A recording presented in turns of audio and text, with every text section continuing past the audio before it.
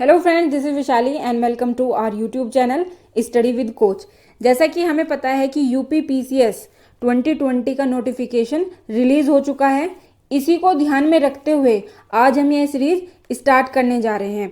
देखिए, ये जो सीरीज है न केवल यूपी पीसीएस बल्कि एमपी पीसीएस, बीपीएससी, आरएएस के लिए भी इक्वली इम्पोर्टेंट है। इसमें हम क्वेश्चन के थ्रू टॉपिक को कवर करेंगे। फ्रेंड्स, ये जो क्वेश्चंस होंगे मोस्ट एक्सपेक्टेड क्वेश्चंस होंगे जो अपने आप में काफ़ी सारी इंफॉर्मेशन लिए हुए हैं। तो चलिए शुरू करते हैं। देखिए, पहला क्वेश्चन है, सिंधु घाटी सभ्यता संबंधित है प्रागैतिहासिक युग से, आद्य ऐतिहासिक युग से, ऐतिहासिक युग से या फिर उत्तर ऐतिहासिक युग से। देखिए, जो सिंधु घाटी सभ्यता है वो आद्य ऐतिहासिक युग से संबंधित है। लेखन कला के आधार पर इतिहास को 3 भागों में बांटा गया है। कौन कौन से हैं 3 भाग? प्रागैतिहासिक, आद्य ऐतिहासिक और ऐतिहासिक। इनमें डिफरेंस क्या है? देखिए फ्रेंड्स, जो प्रागैतिहासिक काल है उसमें क्या है कि जिस कालखंड में कोई लिखित साक्ष्य नहीं मिलता, यानी कि जिस टाइम पीरियड में कोई लिखित साक्ष्य इंफॉर्मेशन नहीं मिलती और उसको जब लिखित साक्ष्य नहीं है तो उसे पढ़ा भी नहीं जाएगा, तो उसको कहते हैं प्रागैतिहासिक काल। अब बात करते हैं आद्य ऐतिहासिक काल की। देखिए, जो आद्य ऐतिहासिक काल है उस टाइम पीरियड में लिखित साक्ष्य तो हैं, यानी कि रिटन इन्फॉर्मेशन तो हैं, लेकिन वो अब तक पढ़े नहीं गए हैं। 3rd नंबर पर आता है ऐतिहासिक, यानी कि वो टाइम पीरियड जिसमें रिटन साक्ष्य यानी कि लिखित साक्ष्य मिले हैं और उन्हें पढ़ लिया गया है, तो उस टाइम पीरियड को ऐतिहासिक के अंदर रखते हैं।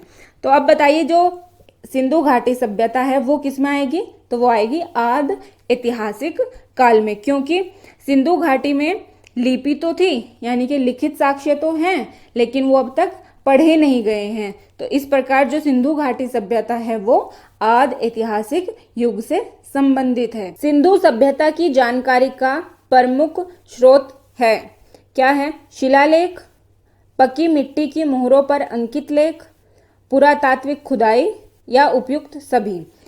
देखिए, जो सिंधु घाटी सभ्यता है उसकी जो जानकारी हमें मिलती है किससे मिलती है? पुरातात्विक खुदाई से। जो शिलालेख हैं उन पर जो लेख लिखे गए हैं वो अभी तक पढ़े नहीं गए हैं, तो ये वाला हमारा रॉन्ग हो जाएगा ऑप्शन।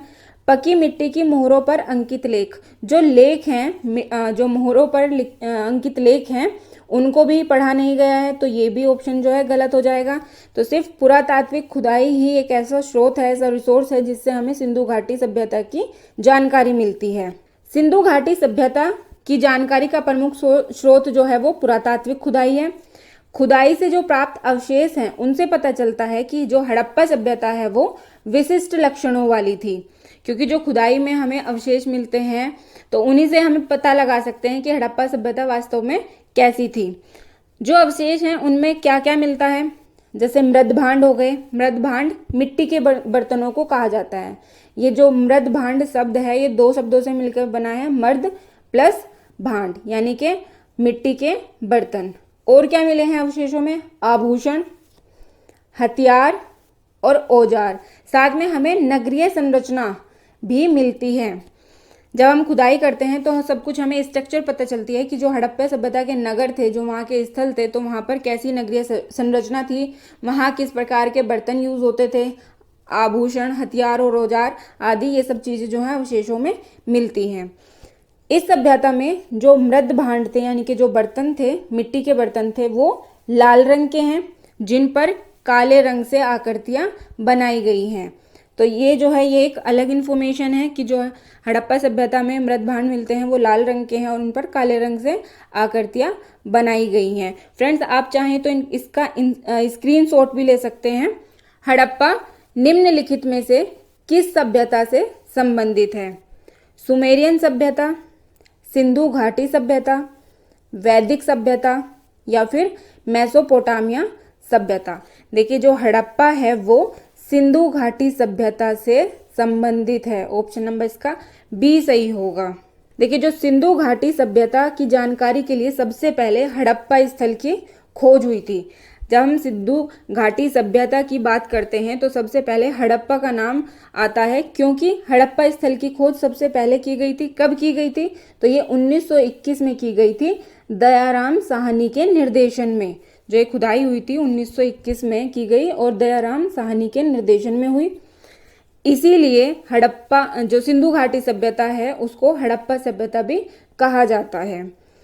हड़प्पा की बात करें कि हड़प्पा है कहाँ पर, इसकी अवस्थिति कहाँ पर है, तो हड़प्पा जो है पंजाब के शाहीवाल जिले, जो कि अब पाकिस्तान के अधिकार में आता है। तो पंजाब जो है पाकिस्तान के पंजाब प्रांत जो है उसके शाहीवाल जिले में आता है हड़प्पा, और जो कि रावी तट पर अवस्थित है। अब बात करते हैं कि जो सिंधु घाटी सभ्यता थी, इसका जो पहला पुरातात्विक स्थल था वो तो हड़प्पा। अब बात करते हैं कि जो दूसरा पुरातात्विक स्थल था वो कौन सा था। देखिए, जो दूसरा पुरातात्विक स्थल था वो था मोहनजोदड़ो। मोहनजोदड़ो का क्या अर्थ होता है? इसका अर्थ होता है मृतकों का टीला, मृतकों का टीला, क्योंकि वहां से कम से कम मतलब 8-9 लोग जो हैं उनकी कंकाल तंत्र मिले हैं, तो इसीलिए उसको नाम दिया गया है मोहनजोदड़ो। इसकी खुदाई कब हुई थी? ये हुई 1922 में। देखिए, हड़प्पा की जो हुई वो 1921 में, और एक साल बाद ही 1922 में हुई मोहनजोदड़ो की। ये किसके निर्देशन में हुई थी खुदाई? तो ये राखाल दास बनर्जी के निर्देशन में हुई थी मोहनजोदड़ो की खुदाई। जो मोहनजोदड़ो है ये पाकिस्तान में जो सिंध प्रांत में लरकाना जिले में सिंधु नदी के तट पर स्थित है। जो मोहनजोदड़ो है वो सिंधु नदी के तट पर स्थित है और पाकिस्तान के सिंध प्रांत के लरकाना जिले में अवस्थित है मोहनजोदड़ो। चलिए अगला क्वेश्चन देखते हैं। निम्नलिखित में से कौन सही सुमेलित नहीं है? Harappa, Dayaram Sahni, Lothal, SR Rao, Surkotada, JP Joshi, Dholavira, VK थापड़। देखिए, जो एक तरफ इनमें हड़प्पा के जो यानी कि सिंधु सभ्यता के जो स्थल हैं वो दिए गए हैं, और दूसरी तरफ इनके जो जिनके निर्देशन में खुदाई हुई वो दिए गए हैं। तो इनमें से ऑप्शन नंबर जो D है, धोलावीरा, तो ये VK थापड़ ने इसकी खुदाई नहीं कराई थी, ये कराई थी RS बिस्ट ने। RS बिस्ट के निर्देशन में हुई थी धोलावीरा की खुदाई। देखिए, धोलावीरा की खुदाई RS बिस्ट ने कराई थी। अब बात करें कि जो धोलावीरा है वो भारत में सिंधु सभ्यता की दूसरी सबसे बड़ी बस्ती है। भारत में, देखिए भारत में बात हो रही है कि जो सिंधु सभ्यता की दूसरी सबसे बड़ी बस्ती है वो है धोलावीरा। धोलावीरा है कहाँ पर? तो ये गुजरात में है, गुजरात में है। अगर बात करें कि पहली बस्ती कौन सी है, मतलब सबसे बड़ी बस्ती कौन सी है, तो वो है राखीगढ़ी। राखीगढ़ी कहाँ पर है? हरियाणा में। और इसका जो मतलब खुदाई हुई थी वो हुई थी सूरजभान के निर्देशन में 1969 में। देखिए, इसे याद रखिएगा कि जो सबसे बड़ी बस्ती है भारत में सिंधु सभ्यता की वो है राखीगढ़ी, और जो कि हरियाणा में है। और इसका जो उत्खनन यानी कि जो खुदाई हुई थी वो सूरजभान के निर्देशन में हुई 1969 में। चहुंदड़ो एक स्थल है जो हड़प्पा सभ्यता के अंतर्गत ही आता है। तो इसकी जो खुदाई हुई वो हुई NG मजूमदार के निर्देशन में 1931 में। ये देखिए, मोहनजोदड़ो से लगभग 100 किलोमीटर दूर है चहुंदड़ो। कोट दीजी की जो खुदाई हुई वो हुई फजल अहमद के निर्देशन में। देखिए, इनसे काफ़ी क्वेश्चन बन जाते हैं, कभी कभी तो डायरेक्ट पूछ लिया जाता है, नहीं तो जो है सही सुमेलन पूछ लिया जाता है, या फिर मतलब रोंग मैच पूछ लिया जाता है, तो आप इन्हें याद रखिएगा। कोट दीजी की बात करें तो फजल अहमद के निर्देशन में खुदाई हुई थी। कालीबंगा की खोज जो है वो अमलानंद घोष ने की थी। रोपड़ की जो खुदाई है वो यज्ञदत्त शर्मा के निर्देशन में हुई। बनवाली की जो खोज है वो हुई RS बिस्ट के निर्देशन में। इस तरह से देखा जाए तो धोलावीरा और बनवाली दोनों ही हरियाणा में हैं, और इनकी जो खुदाई हुई वो हुई RS बिस्ट के निर्देशन में। चलिए अगला क्वेश्चन देखते हैं। सूची 1 को सूची 2 से सुमेलित कीजिए और कूट की सहायता से सही उत्तर चुनिए। देखिए इसमें जो सूची 1 है और सूची 2 उसका जो है मिलान करना है। सूची 1 में हड़प्पा कालीन स्थल दिए गए हैं और सूची 2 में हमें दिए गए हैं नदियाँ। तो हमें बताना है कि कौन सा जो हड़प्पा स्थल है वो कौन सी नदी के किनारे अवस्थित था। देखिए हड़प्पा की बात करें तो हड़प्पा किस नदी के किनारे अवस्थित था? अभी हमने पढ़ा रावी नदी के तट पर था ये।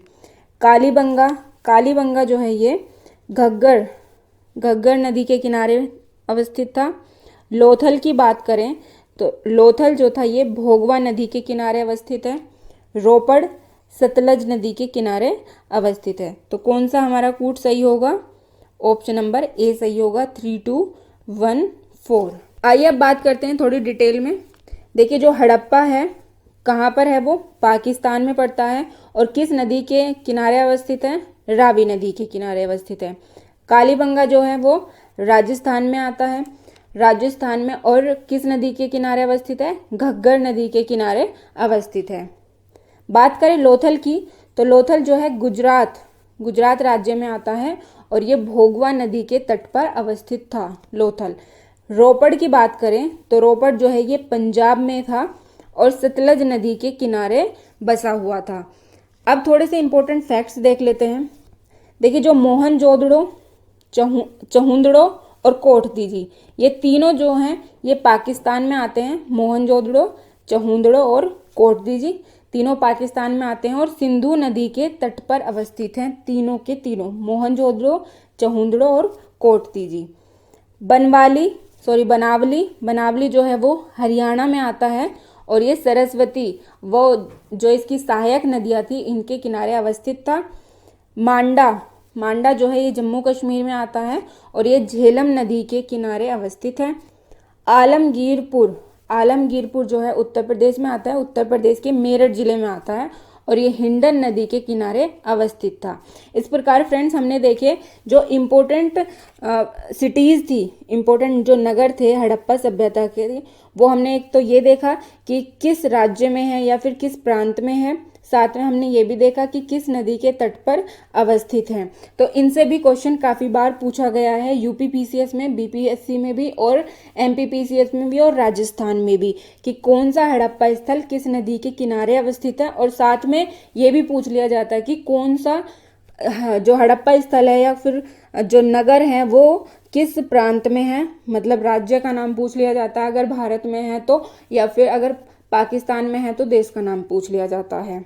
चलिए अगला क्वेश्चन देखते हैं।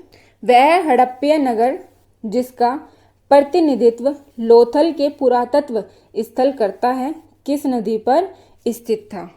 तो हमें बेसिकली इसमें ये बताना है कि जो लोथल था वो किस नदी के किनारे अवस्थित था। अभी हमने पढ़ा कि जो लोथल है वो भोगवा नदी के तट पर अवस्थित था लोथल जो है, और ये कहाँ पर है? ये गुजरात में था ये और भोगवा नदी के तट पर अवस्थित था। चलिए कुछ स्पेशल फैक्ट्स देखते हैं। लोथल गुजरात के अहमदाबाद जिले में स्थित था।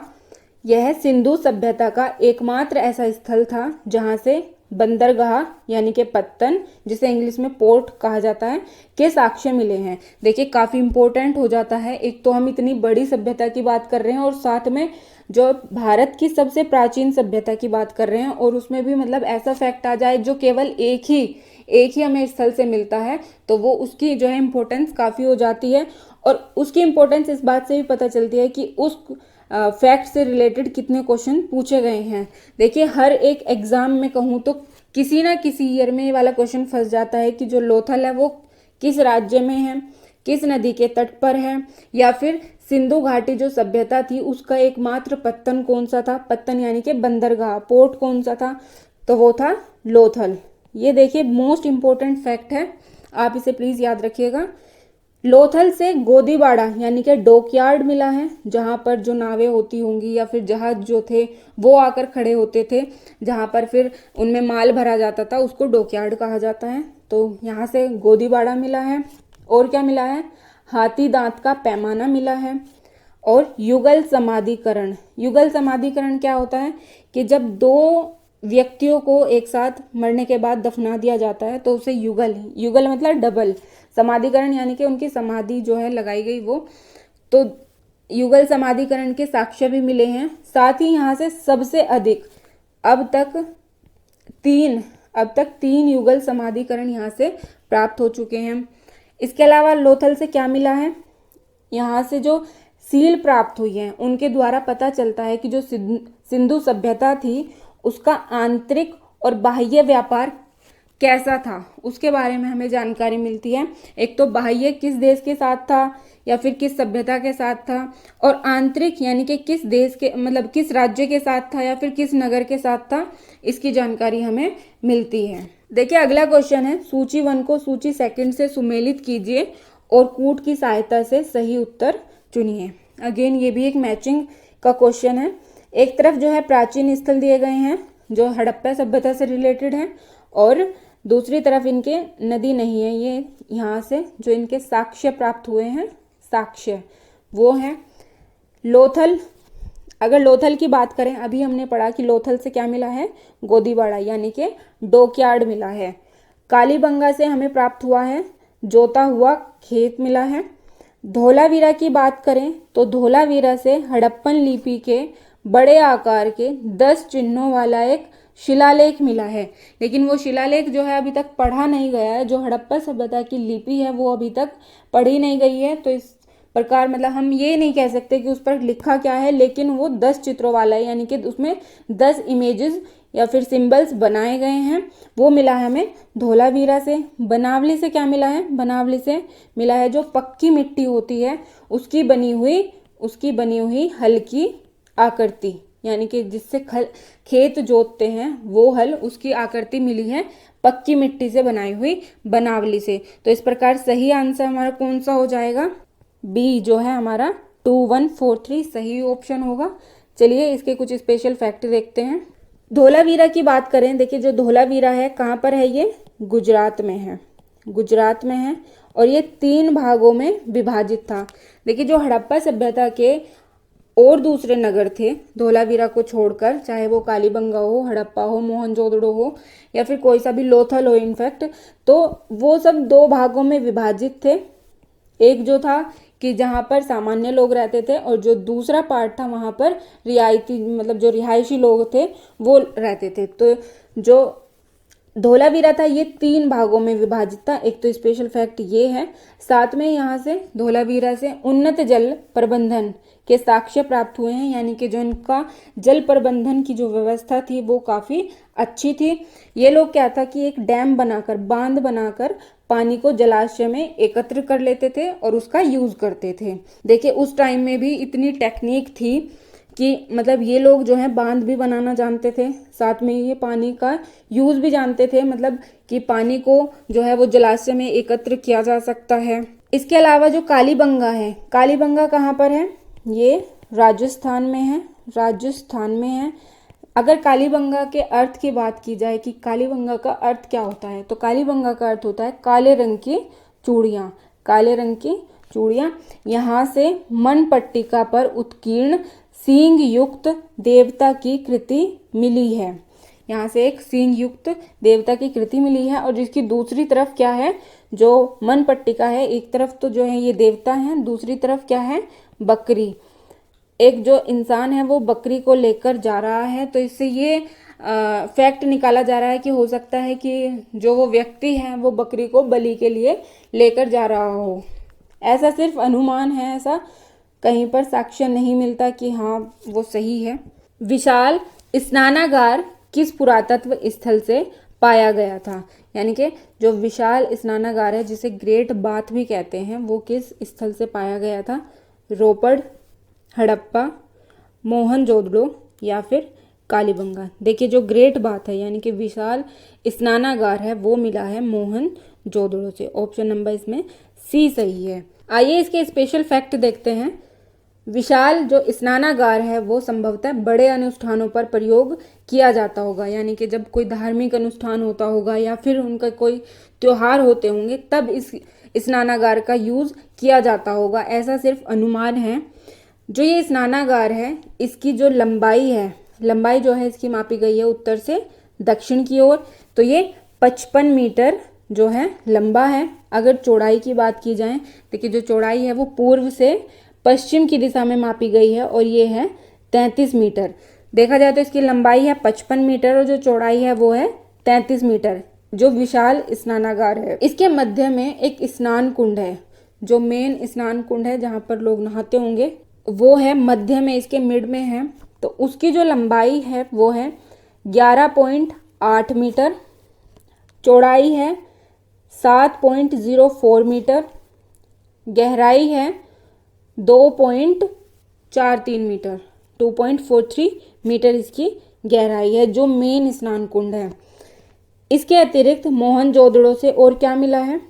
कुबड़ वाले बैल की मुद्रा, जिसे वृषभ मुद्रा भी कहा जाता है। अन्नागार के साक्ष्य भी मिले हैं कि यहाँ पर अन्नागार थे, जिनमें लोग जो है अनाज इकट्ठा कर लिया जाता होगा और किसी टाइम पीरियड के बाद उसको बांटा जाता होगा, उसका वितरण किया जाता होगा। अनाज इकट्ठा करने के जो है वो साक्ष्य यहाँ से भी मिले हैं। जो मोहनजोदड़ो के घर थे, यानी कि जो वो पूरी बस्ती थी, वहाँ के जो घर थे, उनमें अलग से कुएं मिले हैं और जो स्नानागार थे यानी कि बाथरूम से, उनके साक्ष्य भी प्राप्त हुए हैं। मतलब ऐसा नहीं था कि जो विशाल स्नानागार है तो उसका सभी लोग डेली यूज करते थे, क्योंकि घरों से एक तो कुएं मिले हैं, यानी कि जो घर थे उनमें सबके अपने अपने कुएं थे जिससे वो पानी भरते होंगे, और स्नानागार थे। तो यानी कि इससे ये मतलब निकाला जा सकता है कि डेली तो वो अपने जो घर में उनके बाथरूम से उन्हें यूज़ करते होंगे, लेकिन जो ग्रेट बाथ था उसका प्रयोग वो किसी विशेष कार्यक्रम के लिए, विशेष जो अनुष्ठान थे उनके लिए करते होंगे ग्रेट बाथ का यूज़। निम्नलिखित पशुओं में से किस एक का हड़प्पा सभ्यता में पाई मोहरों और टेराकोटा कलाकृतियों में निरूपण नहीं हुआ था? गाय, हाथी, गेंडा, बाघ। देखिए, गाय का जो हड़प्पा सभ्यता से मोहरें मिली हैं या फिर टेराकोटा की कलाकृतियाँ मिली हैं, उनमें गाय का कहीं भी निरूपण नहीं हुआ है, जबकि हाथी, गेंडा और बाघ, इन तीनों का हमें निरूपण मिलता है मोहरों पर, लेकिन गाय का हमें कोई भी निरूपण नहीं मिलता कि उसकी कोई आकृति है गाय की। सिंधु सभ्यता की मोहरों पर किस किस के चित्र हमें मिलते हैं? हाथी, गेंडा, बाघ, हिरण, भेड़ आदि का हमें चित्रण मिलता है, परंतु गाय, घोड़ा और शेर, देखिए तीनों इंपॉर्टेंट है, क्वेश्चन पूछा गया है इन पर। गाय, घोड़ा और शेर का हमें जो हड़प्पा कालीन या सिंधु सभ्यता की जो मोहरें हैं उन पर इन तीनों का चित्रण नहीं मिलता। गाय, घोड़ा और शेर का। किस किस का मिलता है? हाथी, गेंडा, बाघ, हिरण और भेड़ का। गाय को वैदिक काल में महत्ता प्राप्त हुई। ऐसा हो सकता है कि जो गाय है उसको वैदिक काल में महत्ता प्राप्त हुई, यानी कि उसको इम्पोर्टेंस मिली, इसलिए सिंधु सभ्यता में उतनी इम्पोर्टेंस ना हो, इसलिए मोहरों पर उसका चित्रण ना किया गया हो। सिंधु सभ्यता की जो मोहरें हैं वो सेल खड़ी की बनी हुई हैं, सेल खड़ी की बनी हुई हैं सिंधु सभ्यता की जो मोहरें हैं। सिंधु घाटी के लोग पूजा करते थे पशुपति की, इंद्र और वरुण की, ब्रह्मा की या विष्णु की। देखिए, जो सिंधु घाटी के लोग थे वो किसकी पूजा करते थे? पशुपति की, पशुपति की पूजा करते थे। सिंधु सभ्यता के लोग पशुपति की पूजा करते थे, जिसका प्रमाण कहाँ से मिला है? मोहनजोदड़ो से प्राप्त एक मोहर से मिला है। मोहनजोदड़ो से एक मोहर प्राप्त हुई है, जिससे पता चलता है कि जो सिंधु सभ्यता के लोग थे वो पशुपति की पूजा करते थे। जो ये मोहर है, इस पर एक योगी की आकृति बनी हुई है, जिसे पशुपति से संबद्ध किया गया है। जिसने जो योगी है, जो योगी की मोहर मिली है, तो उस योगी को जो है वो पशुपति से रिलेट किया गया है, क्योंकि आज भी हम जो पशुपति हैं यानी कि जो शिव जी हैं उनको आदिनाथ योगी कहते हैं कि वही सबसे बड़े योगी हैं। तो इस प्रकार ये बात कहीं ना कहीं रिलेट कर जाती है कि जो योगी हैं जिसकी मोहर मिली है तो वो पशुपति की रही होगी, तो उसको पशुपति से रिलेट किया जाता है। अच्छा, जो ये मोहर मिली है इस पे जो योगी हैं, योगी बैठे हुई मुद्रा में है और वो ध्यान लगा रहे हैं। तो इनके जो बाईं ओर हैं, बाईं ओर चीता और हाथी के चित्रण हुआ है, और दाईं ओर जो है गेंडा और भैंसा है। यानी कि जो योगी हैं, जो पशुपति हैं, उनके बाईं ओर कौन है? चीता और हाथी, और दाईं ओर गैंडा और भैंसा दर्शाए गए हैं। इस मोहर में योगी के 3 मुख दिखाए गए हैं। 3 मुख दिखाए गए हैं। हो सकता है संभवतः जो चौथा मुख है वो पीछे की तरफ हो, लेकिन जो हमें सामने से दिखते हैं तो इसमें 3 मुख उसके दिखाए गए हैं। जो सिंधु सभ्यता के लोग थे वो और किस किस की पूजा करते थे? मातृ देवी की, यानी कि माता की, मातृ जो शक्ति है उनकी पूजा करते थे। प्रकृति पूजा, प्रकृति पूजा में वो वृक्षों की पूजा करते थे। नाग की पूजा के हमें साक्ष्य मिलते हैं, तो प्रकृति की पूजा भी करते थे। और वो लिंग पूजा भी करते थे। लिंग पूजा अगेन ये शिवजी से रिलेट किया जाता है। जो सिंधु सभ्यता है वहाँ से मूर्ति पूजा के साक्ष्य भी मिलते हैं। मूर्ति पूजा के साक्ष्य भी मिलते हैं। कहाँ से?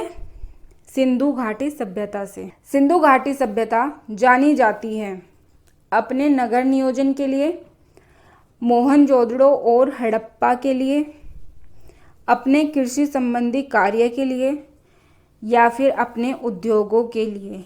नीचे दिए गए कूटों में से सही उत्तर का चयन हमें करना है। देखिए, जो सिंधु घाटी सभ्यता है वो किसके लिए जानी जाती है? अपने नगर नियोजन के लिए, ये बिल्कुल सही है। मोहनजोदड़ो और हड़प्पा के लिए, दोनों स्थल जो हैं ये सिंधु घाटी सभ्यता के हैं, ये भी सही है। अपने कृषि संबंधी कार्य के लिए, ये भी सही है, क्योंकि जब ग्रामीण क्षेत्रों में सिंधु घाटी सभ्यता जो थी उसके ग्रामीण क्षेत्रों में जब सरप्लस प्रोडक्शन होने लगा, यानी कि बहुत ज़्यादा प्रोडक्शन होने लगा, तो कुछ लोगों ने जो है वो नगर में आकर रहना शुरू कर दिया और नगरीय व्यवस्था को जन्म दिया। लेकिन पहले जो ये एक ग्रामीण सभ्यता ही थी, तो ये भी सही है।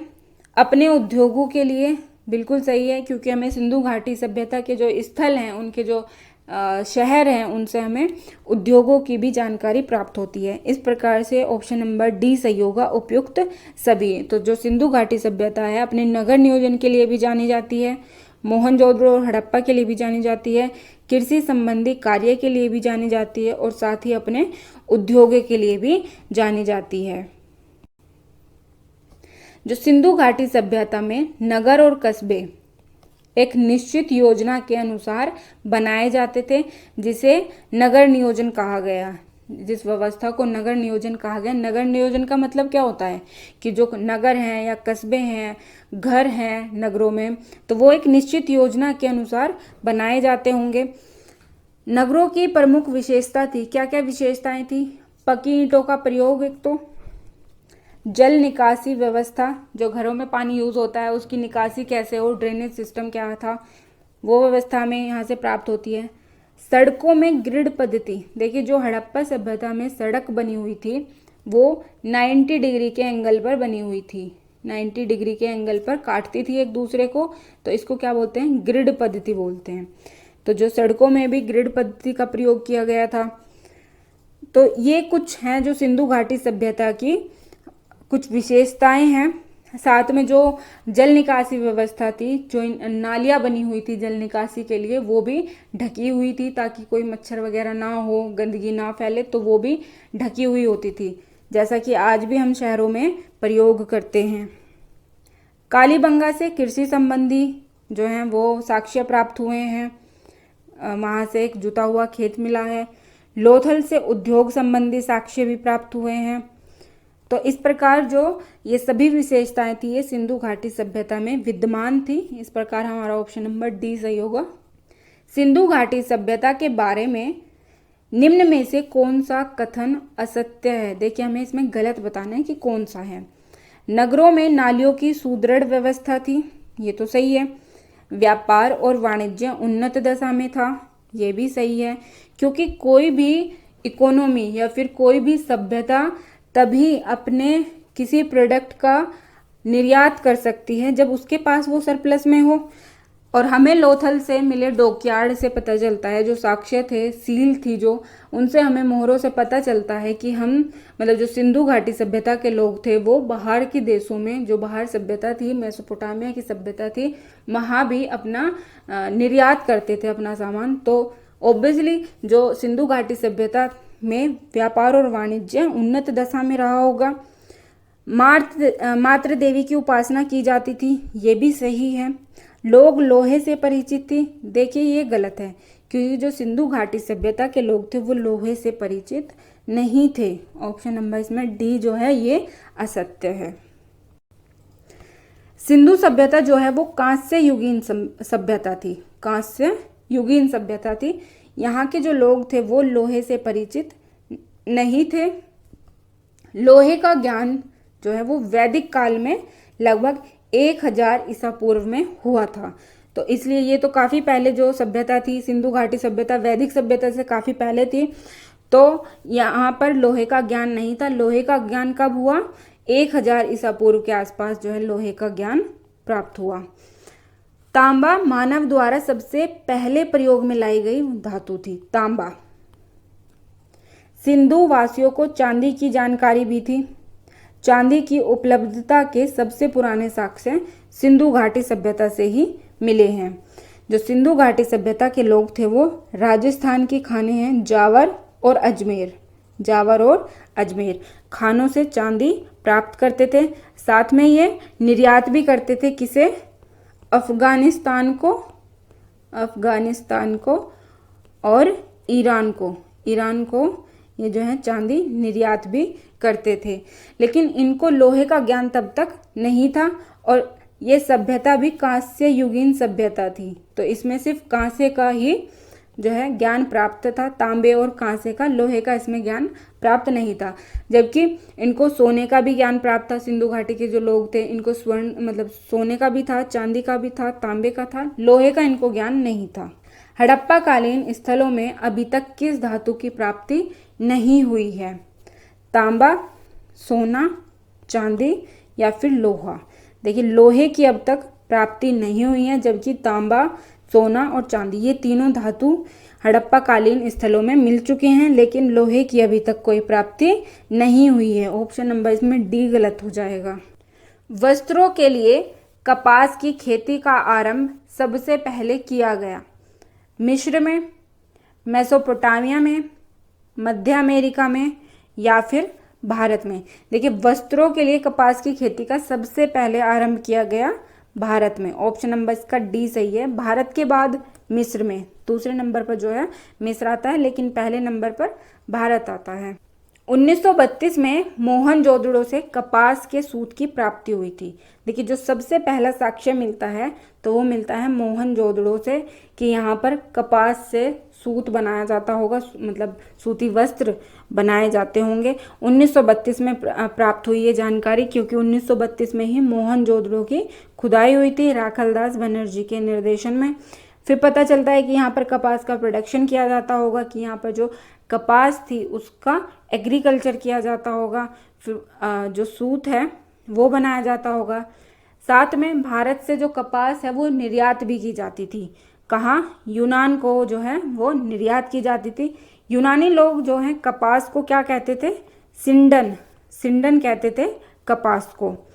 भारत में कपास की खेती का जो प्रारंभ माना जाता है, यानी कि स्टार्टिंग मानी जाती है भारत में कि कपास की खेती कब शुरू हुई, तो ये हुई 3000 ईसा पूर्व में। और इसके बाद मिस्र में इसकी खेती कब शुरू की गई? 2500 ईसा पूर्व में। देखा जाए तो 500 सालों का अंतर है भारत और मिस्र में कपास के एग्रीकल्चर को लेके, क्योंकि भारत में जो है कपास की जो एग्रीकल्चर होना शुरू हो गया था वो हुआ था 3000 ईसा पूर्व में, और मिस्र में जबकि 2500 ईसा पूर्व में शुरू किया गया था। सिंधु घाटी सभ्यता के संदर्भ में निम्नलिखित कथनों पर विचार कीजिए। कौन से विचार हैं? 2 स्टेटमेंट दी गई हैं। यह प्रमुखतः लौकिक सभ्यता थी तथा उसमें धार्मिक तत्व यद्यपि उपस्थित था, वर्चस्वशाली नहीं था। सेकंड स्टेटमेंट क्या है? उस काल में, यानी कि सिंधु घाटी सभ्यता के काल में, भारत में कपास से वस्त्र बनाए जाते थे। देखिए दोनों ही स्टेटमेंट सही है, तो हमारा आंसर हो जाएगा सी सही। सी जो है सही हो जाएगा, क्योंकि जो सिंधु घाटी सभ्यता थी उसमें धार्मिक तत्व तो था, लेकिन वो वर्चस्वशाली नहीं था। ये लोग कट्टर नहीं थे किसी चीज़ को लेकर, क्या अपने धार्मिक पक्ष को लेकर खास करके। अगर सेकंड स्टेटमेंट की बात की जाए कि भारत में कपास से वस्त्र बनाए जाते थे, तो बिल्कुल, क्योंकि सबसे पहले जो कपास के उत्पादन का श्रेय दिया जाता है, क्रेडिट दिया जाता है, तो वो सिंधु घाटी सभ्यता के लोगों को ही दिया जाता है। सिंधु सभ्यता लौकिक सभ्यता मानी जाती है। इसमें धार्मिक तत्व जो है वो मौजूद तो था, विद्यमान था, परंतु वर्चस्वशाली नहीं था। एक खास बात यह भी है कि अभी तक सिंधु सभ्यता के किसी भी स्थल से मंदिर अथवा पूजा स्थलों का साक्ष्य नहीं मिला है। हमें जो भी उनकी पूजा करने का जो सिस्टम था, यानी कि वो किस देवी देवता को पूजते थे, किनको मानते थे, किसको विश्वास करते थे, किस मोहर पर उनकी जो है आकृतियाँ मिली हुई हैं, तो हमें सिर्फ ये मोहरों से, सील से, या फिर जो उनकी मूर्ति मिली है उसी से ही पता चलता है, क्योंकि उस काल का अब तक कोई भी मंदिर या फिर पूजा स्थल किसी भी जो पुरातात्विक स्थल है वहाँ से नहीं मिला है। तो इस बात के तहत हम कह सकते हैं कि जो सिंधु सभ्यता थी उसमें धार्मिक तत्व तो था कि वो लोग किस देवी देवता को पूजते हैं, ये तो था, लेकिन वो वर्चस्वशाली नहीं था। एक बात ये भी कही जा सकती है कि जो हवन कुंड हैं उनके साक्ष्य मिले हैं, लेकिन उनका कोई धार्मिक पक्ष का ज्ञान नहीं मिलता। हवन कुंड जो उनके साक्ष्य मिले हैं उसके धार्मिक होने का या फिर अधार्मिक होने का कोई ज्ञान नहीं मिलता। अगर उनकी लिपि पढ़ ली जाए तो शायद हमें ये पता चल जाए कि वो हवन कुंड जो थे वो किसके लिए थे, उसमें जो हवन किए जाते थे किस देवता को खुश करने के लिए किए जाते थे, या फिर क्या औचित्य रहा होगा हवन करने का। भारत में कई स्थलों से कपास के वस्त्र के साक्ष्य मिले हैं, जिससे पता चलता है कि तब यहाँ कपास के वस्त्र यानी कि जो सूती वस्त्र हैं वो बनते थे। तो इस तरह से हमारी दोनों स्टेटमेंट सही हो जाती हैं और हमारा ऑप्शन सही हो जाता है सी। फर्स्ट और सेकंड दोनों स्टेटमेंट सही हैं। फ्रेंड्स, अगर आपको हमारी वीडियो पसंद आ रही है इसे प्लीज़ लाइक कर दीजिएगा और शेयर कर दीजिएगा और हमारे चैनल को सब्सक्राइब भी कर लीजिएगा। चलिए अगला क्वेश्चन देखते हैं। सिंधु घाटी की सभ्यता गैर आर्य थी, यानी कि आर्यों से भिन्न थी। जो आर्य सभ्यता थी, वैदिक सभ्यता थी, उससे अलग थी, गैर थी उससे। क्योंकि क्या कारण था? वह नगरीय सभ्यता थी, उसकी अपनी लिपि थी, उसकी खेतिहर व्यवस्था थी, उसका विस्तार नर्मदा घाटी तक था। तो हमें इसमें रीजन बताना है कि जो सिंधु घाटी सभ्यता है वो आर्यों से कैसे भिन्न थी। उसका सबसे मेन रीजन क्या था? उसका सबसे मेन रीजन ये था कि जो सिंधु घाटी सभ्यता है वो नगरीय सभ्यता थी, नगरीय सभ्यता थी। क्योंकि जो आर्यों की सभ्यता थी यानी कि जो वैदिक सभ्यता थी वो ग्रामीण सभ्यता थी, ग्रामीण सभ्यता थी। अगर बात करें कि जो सिंधु घाटी सभ्यता है उसकी अपनी लिपि थी, जो भाव चित्रात्मक लिपि है, तो वो उसकी लिपि थी। लेकिन अगर हम वैदिक एज में देखें तो वहाँ पर वेदों की रचना होनी शुरू हो गई थी, तो उनकी भी अपनी लिपि थी। तो ये तो बात नहीं है, दोनों में डिफरेंस क्रिएट नहीं करती। अगर ऑप्शन सी देखें कि जो सिंधु घाटी सभ्यता है उसकी खेतीहर अर्थव्यवस्था थी, यानी कि वहाँ पर कृषि होती थी, तो कृषि वैदिक सभ्यता में भी होती थी। डी ऑप्शन देखते हैं कि जो सिंधु घाटी सभ्यता है उसका जो विस्तार है वो नर्मदा घाटी तक था। अगर वैदिक कल्चर की बात करें तो उसका भी जो विस्तार है वो नर्मदा घाटी से भी आगे था। तो इस तरह ये भी ऑप्शन हमारा गलत हो जाता है। सिर्फ यही एक डिफरेंस था जो सिंधु घाटी सभ्यता में भी था और वैदिक सभ्यता से अलग करता है सिंधु घाटी सभ्यता को, कि जो सिंधु घाटी सभ्यता है वो एक नगरीय सभ्यता थी। सिंधु घाटी संस्कृति वैदिक सभ्यता से भिन्न थी क्योंकि इसके पास विकसित शहरी जीवन की सुविधाएं थी। सही है। हमें बताना है कि जो सिंधु घाटी सभ्यता थी तो वैदिक सभ्यता से किस प्रकार भिन्न थी, क्या कारण थे। तो पहला ऑप्शन सही हो जाता है क्योंकि सिंधु घाटी सभ्यता के पास विकसित शहरी जीवन की सुविधाएं थी। इसके पास चित्रलेखीय लिपि थी। जो सिंधु घाटी सभ्यता है उसके पास चित्रलेखीय लिपि थी, बिल्कुल सही है। इसके पास लोहे और रक्षा शस्त्रों के ज्ञान का अभाव था, यानी कि जो सिंधु घाटी सभ्यता थी उसके पास लोहे का एक तो ज्ञान नहीं था, साथ ही जो रक्षा शस्त्र थे उनका भी अभाव था। तो ऑप्शन नंबर इसका डी सही हो जाएगा, क्योंकि सभी जो रीजन दिए गए हैं वो सही हैं। सिंधु सभ्यता वैदिक सभ्यता से अनेक क्षेत्रों में अलग थी। जो सिंधु सभ्यता है वो नगरीय थी, अर्बन थी, जबकि जो वैदिक सभ्यता है वो ग्रामीण थी। पहला डिफरेंस तो यही है। अगला डिफरेंस है, सिंधु सभ्यता की लिपि भावचित्रात्मक थी, जबकि वैदिक सभ्यता में संस्कृत जो भाषा है वो उसका प्रचलन था। क्योंकि देखा जाए तो सभी जो वेद हैं या फिर जो साहित्य लिखे गए हैं उस टाइम, तो वो संस्कृत भाषा में लिखे गए हैं। तो ऑब्वियसली उनकी जो आर्य लोग थे, जो वैदिक सभ्यता के लोग थे, उनकी जो भाषा है वो संस्कृत भाषा रही होगी। तो यहाँ भी एक डिफरेंस क्रिएट हो जाता है, क्योंकि सिंधु घाटी जो सिंधु सभ्यता थी उसकी जो लिपि थी, जो स्क्रिप्ट थी, वो भाव चित्रात्मक थी, यानी कि वहाँ पर सिंबल यूज़ किए जाते थे। कोई स्टार हो गया, कोई हैश हो गया, जैसे आज भी ये सिंबल हैं, तो ऐसे ही सिंबल वहाँ पर यूज़ किए जाते थे, जिनका आज तक कोई पढ़ नहीं पाया, उनका कोई मतलब नहीं निकाल पाया। लेकिन जो वैदिक सभ्यता है वहाँ पर संस्कृत भाषा प्रचलन में थी। तीसरा जो डिफरेंस है वो है कि जो सिंधु सभ्यता थी वहाँ पर लोहे के ज्ञान का अभाव था, उनको लोहे का ज्ञान नहीं था।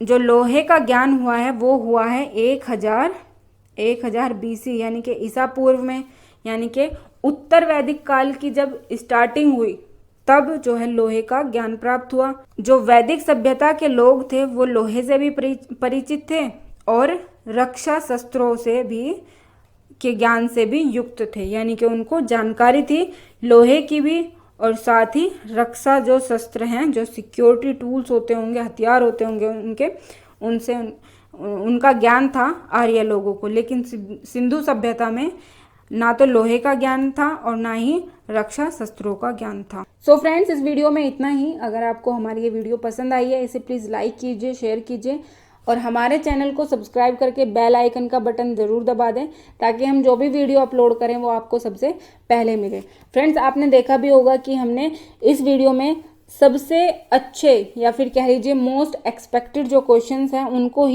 उनका ही समावेश किया है, और साथ ही ये भी कोशिश की है कि आपका जो टॉपिक है वो पूरा कंप्लीट हो जाए। आपको ये डिफरेंस लगा भी होगा। फ्रेंड्स, वीडियो में बने रहिएगा और हमारे चैनल को सब्सक्राइब करना ना भूलिएगा।